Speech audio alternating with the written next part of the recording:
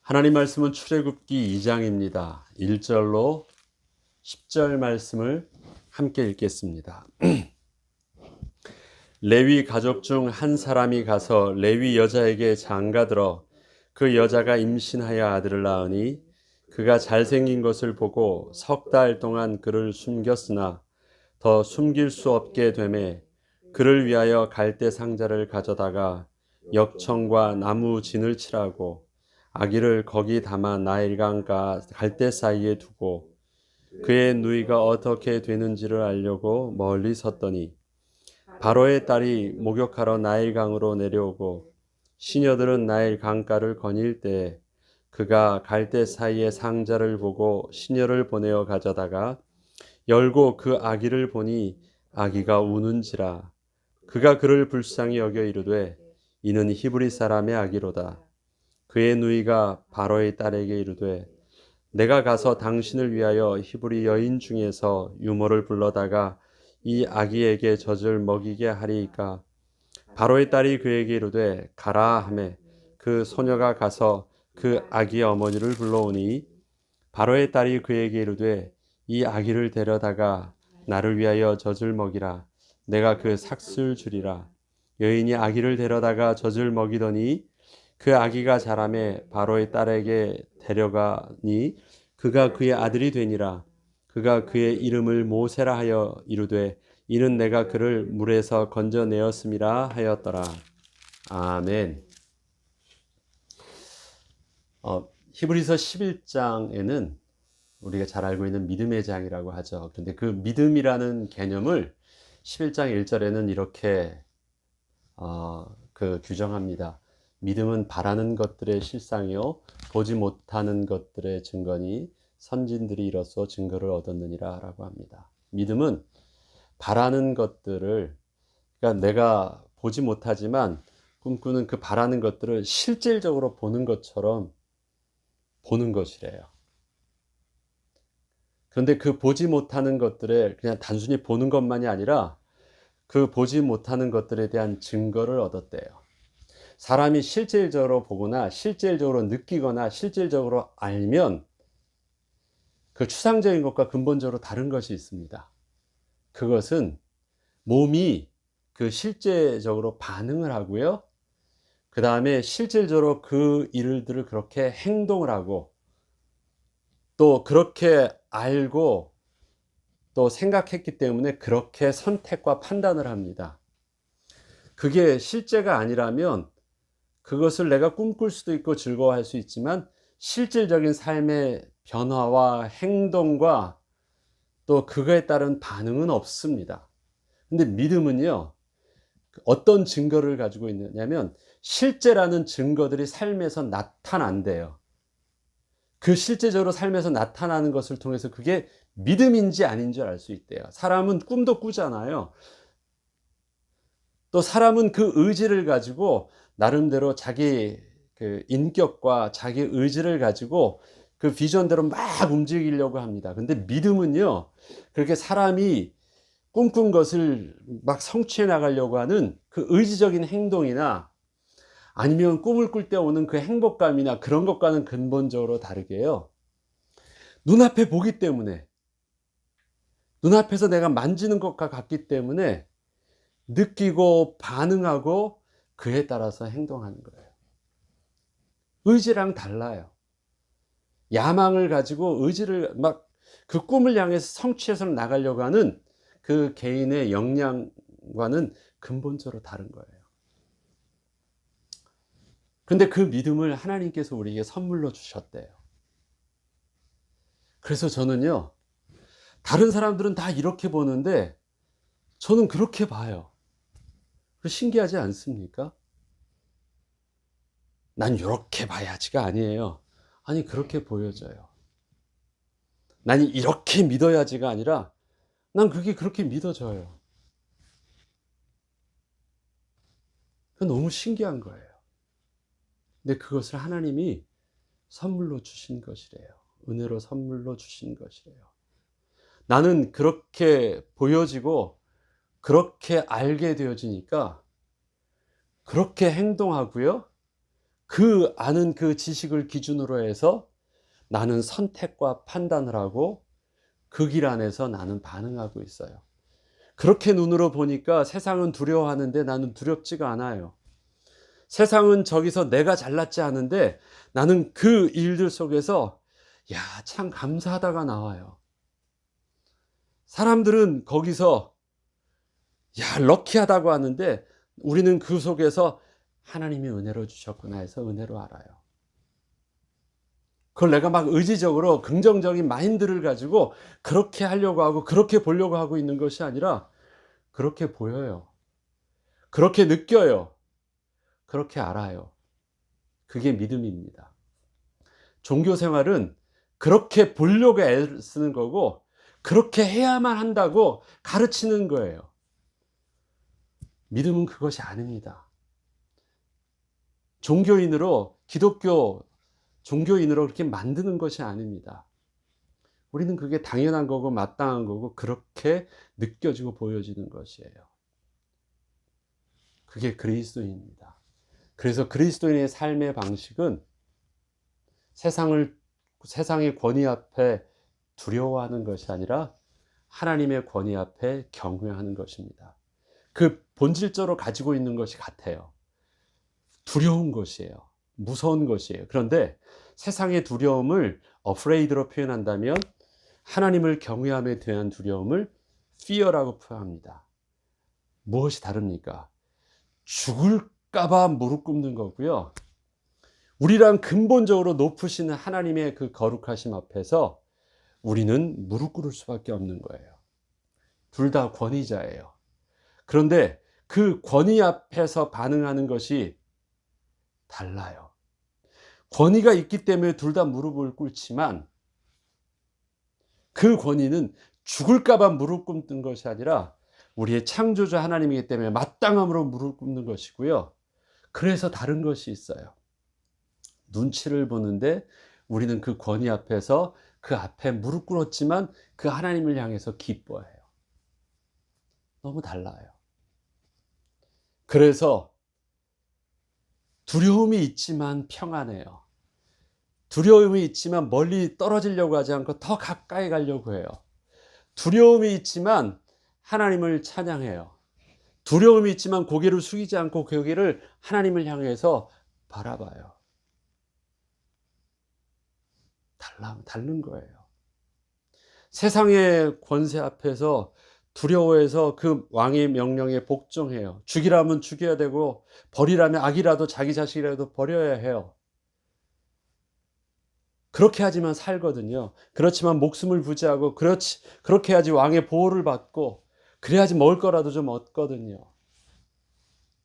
그런데 우리의 하나님의 말씀은 그렇게 눌려 있지 않아요. 아, 이게 순종하는 것이 마땅해요. 그리고 그 마땅함 속에서 하나님이 주시는 그 복이 있어요. 출애굽기에서 이스라엘 하나님의 백성이 잊어버렸던 것이 있습니다. 하나님을 경외하는, 권위 앞에 경외하는 법을 잊어버렸어요. 그들에게 남은 것은 세상의 권세만 보였고 세상의 권세 앞에 두려워하는 것밖에 없었어요. 그런데 너희는 세상에 속한 세상 나라의 백성이 아니라 너희는 하나님께 속한 하나님 나라의 백성이라는 것을 저들에게 이제 가르쳐 주시고 저들에게 그 비밀이 무엇인지를 알게 해주세요. 그래서 출애굽기 1장을 통해서 앞으로 시작될 하나님 나라의 모습은 어떻게 되느냐? 산파들이 여호와를 경외하였으므로 여호와께서 그에게 복을 내리셨다는 내용을 보여주는 것입니다. 여호와를 경외하는 법이 세상 나라 왕을 두려워하는 법과 어떻게 다른가? 왕을 두려워했을 때 얻을 수 있는 그 조금의 물질적인 복과 하나님을 경외했을 때 얻을 수 있는 그 복이 어떻게 차이가 나는지를 이젠 보여주려고 하는 것입니다. 경외하였는데 그 하나님을 경외하며 세상 사람들에게서도 망하는 일이 아니라는 것, 세상 권세 앞에서도 그 하나님께서 그 권세 아래에서도 내가 전에는 그 권세 아래 무릎 꿇지 않으면 죽는 줄 알았는데 하나님을 경외하니까 세상의 권세도 내가 생각했던 것과는 내가 생각했던 두려움도 그 하나님을 두려움 앞에서는 하나님이 은혜 가운데 보호해 주시는 것, 내가 세상을 두려워하면서 얻었던 그 복이 하나님을 경외하면서 베푸시는 하나님의 채워주심의 은혜와 다르다라는 것들을 이제는 알게 해 주십니다. 오늘 출애굽기 2장에서는 또 다른 눈을 보여줍니다. 하나님께서는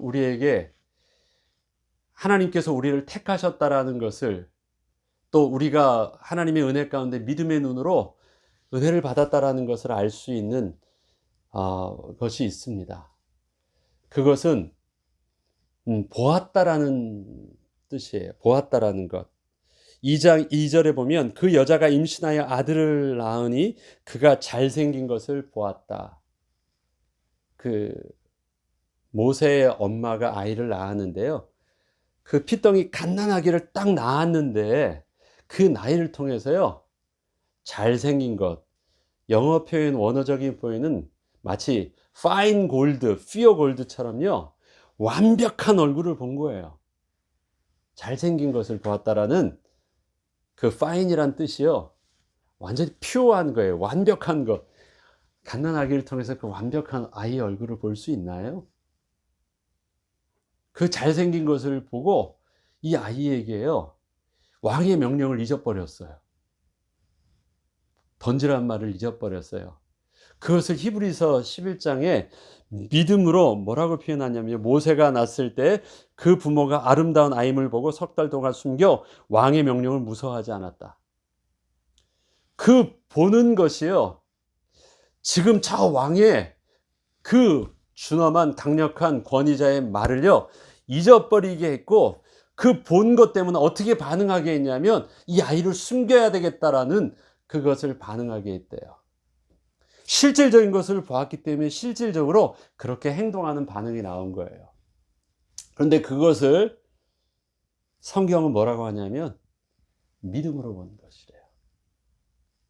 그러면 이런 거죠. 내가 이 아이를 그렇게 봐야 되겠다. 그것 아니죠. 이 아이를 보면서 장래 하나님의 영광을 위해서 쓰임받, 장래 우리 백성을 구원할 그 무언가를 보았다, 그런 말이 아니에요. 이 아이의 그 얼굴 속에서 용모가 준수하다, 그러니까 사람의 모습으로 정말 예쁘게 보인 거예요. 완벽하게 보인 거예요. 그렇게 보여진 것입니다. 그 다음에 또 하나가 보는 것이 있는데요, 6절입니다. 이거는 바로왕의 딸이에요.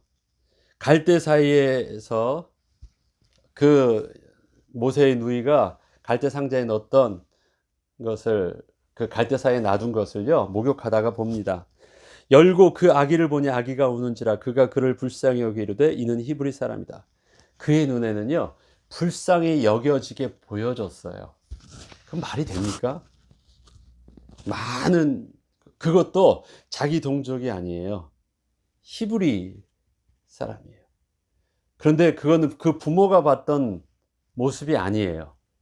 그런데 그에게 있어서는 불쌍히 여겨지게 보여지게 됐어요.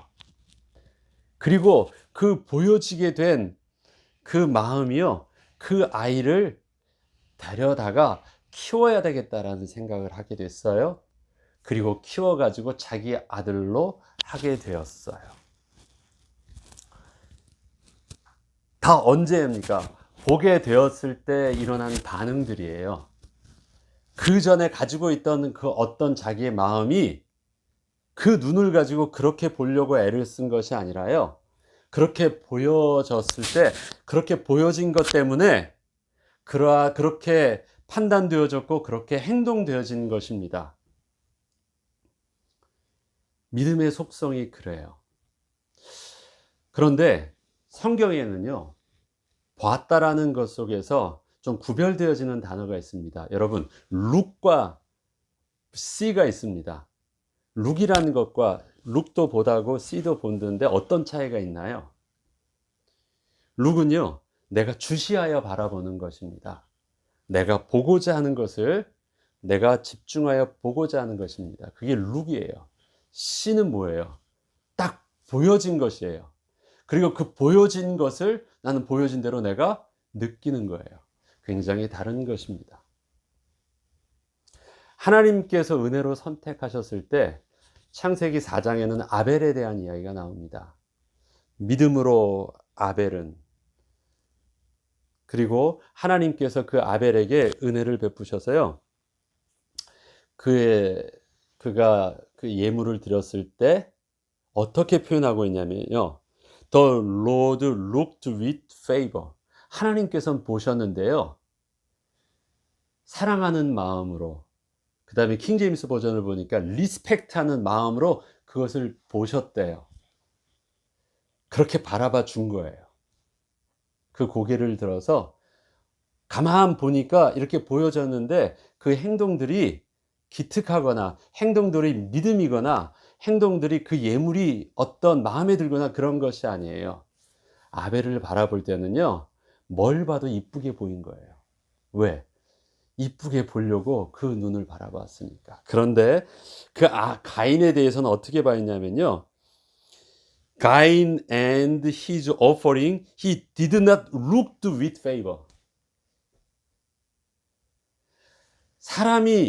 인간이요, 사람이 다 봤다라는 것은 C로 되어 있습니다.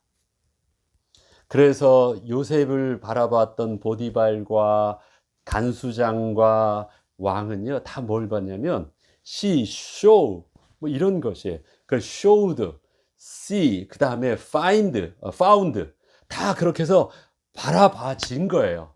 발견되어진 거예요, 그렇게. 그래서 그것이 그 안으로 이렇게 들어온 거예요. 그전엔 몰랐었는데, 그런데 하나님의 백성을 볼 때는요, 뭐냐면요, 어떻게 봤느냐. 그렇게 봐서 그렇게 느껴진 표현을 쓰지 않아요. 하나님은 처음부터 그 눈으로 보시는 거예요. 가인과 아벨을 보실 때부터 어떻게 보이느냐. 하나님은 창세전부터 택하심을 어떻게 표현하고 있냐면, 하나님은 처음부터 그 얼굴로 향하여 보셨다라는 거예요.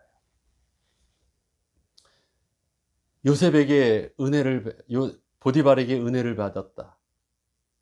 간수장에게 은혜를 받았다. 오늘 바로의 딸에게 은혜를 받은 거 아닙니까? 은혜를 받았다. 또 또 앞에 보면 바로왕에게 은혜를 받았다. 다 이런 것은요, 하나님께서 저들에게, 세상 권세자에게서도 그렇게 보여지게 하셨다. 그 다음에 하나님의 백성에게서는 그렇게 보게 하셨다라는 거예요. 그게 다 어디 있습니까? 하나님의 주권 안에서 있습니다. 하나님의 우리의 택하심은 우리를 그렇게 처음부터 보려고 하셨기 때문에 그 은혜의 얼굴로 우리를 보신 것이에요. 택하심이 은혜가. 모세가 태어났습니다. 모세가 태어났을 때 모세가 받았던 은혜는요, 그 모세의 어머니에게 믿음의 눈으로 그 모세를 그렇게 보게 하셨습니다. 그때 태어난 아이가 모세 하나만 태어난 게 아니에요. 그때 태어난 아이를 향한 부모의 심정은 모세의 어머니만 특별한 것이 아닙니다. 그건 본능이잖아요.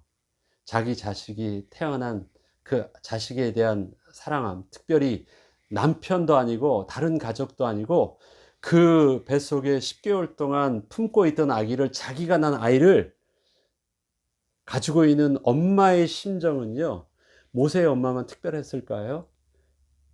다른 엄마들은 안 그렇고요. 그런데 다른 엄마들은 어떻게 해요? 왕의 명령에 순종할 수밖에 없어요. 왜?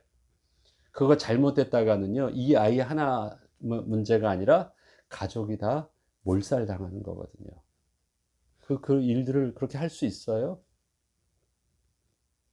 사랑하는 마음은 알겠어요. 애틋한 마음을 알겠어요. 그렇지만 그 하나 때문에 지금 이젠 아이를 낳은 것은 사람들이 다 알게 되겠죠. 히브리 사람도 알고 이집트 사람들도 알겠죠. 그러면 너 아이 한번 확인해 보고, 그럼 다 아이를 안고 있으면 아이에 대해서 다 확인이 되어질 거예요. 내 아기를 죽였어요. 근데 옆집에 또 우리 히브리 아이가 또 태어났어요.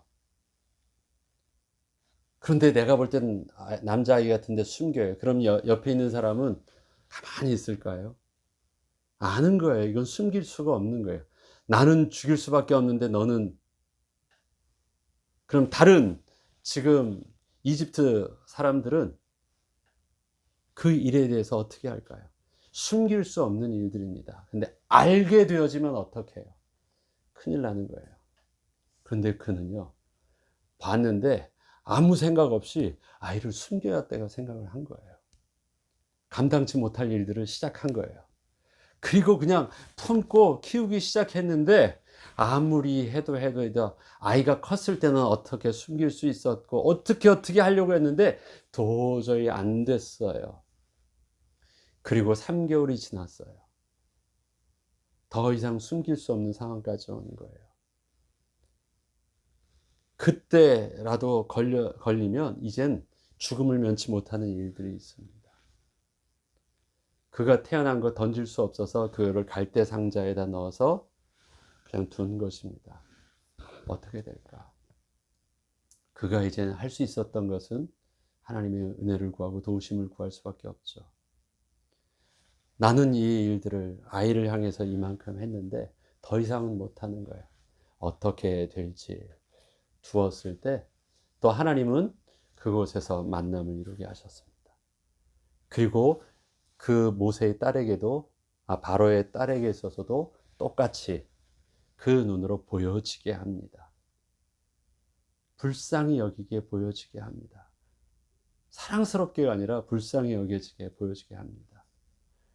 그들 속에 그 종의 히브리 사람 처음부터 알았거든요. 그 아이의 모습을 가지고 버려진 그 강가에 있는 아기를 보면서 그런 마음이 있다.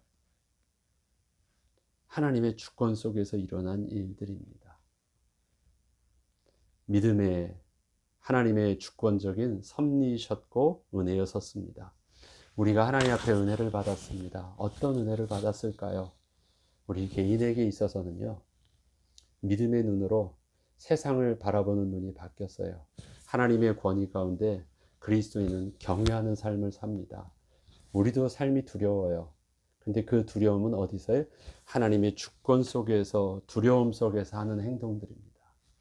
세상의 권세 아래서 두려움으로 하는 행동과는 차이가 있습니다. 어려워할 줄 알고 그 권위 앞에 순종할 줄도 알고 또 함부로 행동도 하지 않을 줄도 압니다. 그리고 우리의 모습도 함부로 행동하지 않습니다. 그런데 그 두려움의 대상이 하나님이에요. 그런데 참 특이하죠? 그 하나님 앞에 우린 나아가고 또한 기뻐해요. 그래서 감춤이 없어요. 하나님을 두려워하니까 또 반대로 세상의 그 권위 아래에 있는 세상 권세는 우리가 하나님의 말씀에 순종하라고 해서 순종하고 온전히 그 법을 따르지만 세상 권위에서는 두려움이 없어요.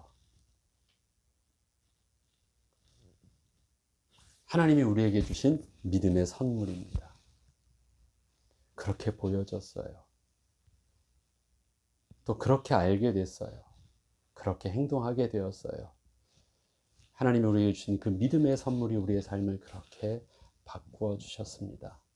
또 하나님의 은혜 가운데 택함 받은 우리에게 주시는 하나님의 은혜는 우리로 그렇게 보여지게 하셔서 그렇게 행동하고 선택하기도 하지만, 하나님은 하나님의 복을 하나님의 사람과 하나님의 신령한 하나님의 방법과 더불어 세상 권세 아래에서 세상 사람들 속에서도 하나님의 은혜의 만남의 축복을 이루게도 하셨습니다. 저들 속에 우리들도 그렇게 보여지게 하시고 그렇게 만남을 이루게 하셔서 우리의 만남이 누구를 만나든 복되게 하셨어요. 예수 믿는 사람은, 그리스도인은 그리스도인만 만나야 된다? 그렇지 않습니다. 우리는 세상 나라에서, 세상에서 우리가 살아야 될 직분과 권세가 있습니다. 성경은 믿지 않는 자와 결혼에 대한 부분들은 그렇게 하지 말라고 말씀하십니다. 그건 우리 영적인 부분이고 그것은 한 몸을 이루는 문제이기 때문에 다른 것입니다. 그러나 우리는 세상 나라에서 복의 근원이 되는 삶을 하나님이 살게 하셨습니다. 그래서 근원되는 그 비밀들을 세상에서도 하나님은 살도록, 하나님께서 우리를 은혜의 눈으로 바라보아 주셨던 것처럼 그 눈으로 세상 권세도 우리를 바라볼 수 있도록 하나님께서 그 주권 가운데 이끄시고 계십니다.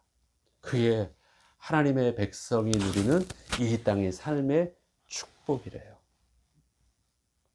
출애굽기를 통해서 우리는 분명히 그것을 배워갑니다. 세상 나라 사는 줄 알았는데 우리가 하나님 나라에 사는 것이에요. 그러면 하나님이 주권자고 왕이시라면 하나님이 권위 가운데, 권세 아래 가운데 우리 사는 하나님의 백성의 방식과 하나님 백성의 반응과 지식은 어떠한 것인지 하나님은 우리에게 가르쳐 주실 것입니다.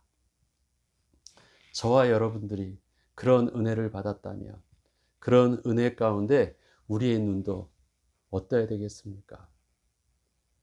자꾸 그렇게 보려고 하는 어떤 긍정적인 사고방식과 그렇게 보려고 하는 자꾸 의지적인 것보다도 우리가 먼저 기도해야 될 것이 있습니다. 하나님, 성령 하나님이 나의 주인 되어 주시고 내가 그리스도 안에서 새로운 피조물 되게 하여 주셔서 하나님이 오늘 내게 마땅히 그렇게 생각하게 하시고 마땅히 그렇게 보여지게 하시고 마땅히 그렇게 선택할 수 있는 은혜를 나의 삶 속에서 오늘 누리게 하여 주시옵소서.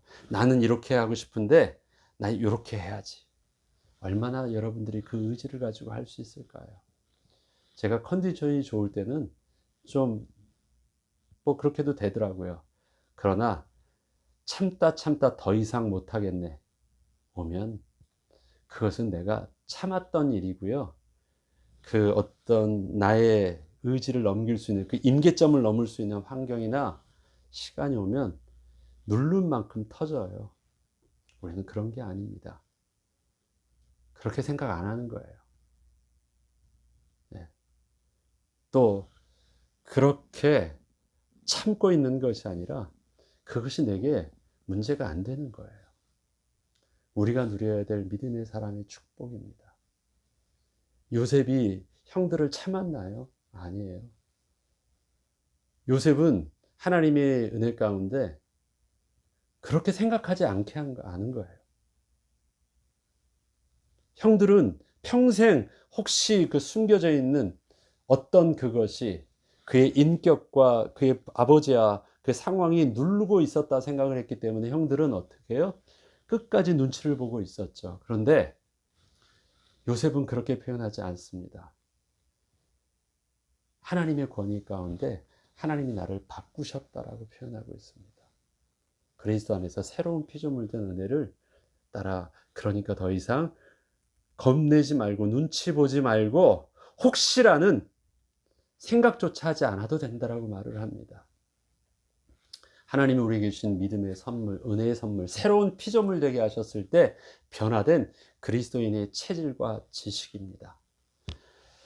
우리에게 주신 믿음의 삶이 새로운 하나님 나라의 백성으로 살게 하실 것입니다. 그런데 아직도 우리에게 있는 연약함과 또 죄성들은 하나님 나라에 갈 때까지 그리스도의 장성한 분량에 이르기까지 우리를 성화되어진대요. 그래서 늘 마땅히 그렇게 생각하면서 나아가기도 하다가 마치 광야 40년 동안 늘 오르락내리락 했던 이스라엘 백성들의 체질처럼 우리들도 그렇게 될 수 있어요.